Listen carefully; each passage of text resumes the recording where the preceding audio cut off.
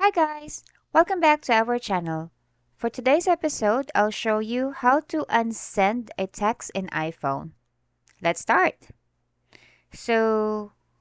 Aside from, I think unsending a text is, say, for example, if you mistakenly send something, you could definitely unsend or recall. Um Mainly, I think you can do this in apps like Messenger or Viber, but there's actually a way for you to do this in iPhone as well.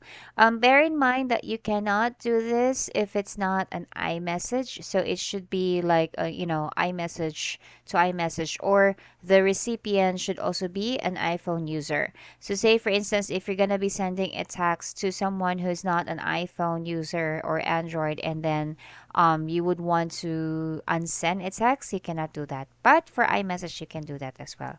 So first, I'm gonna show you I'll just pull up support.apple.com in case you want to check how to unsend.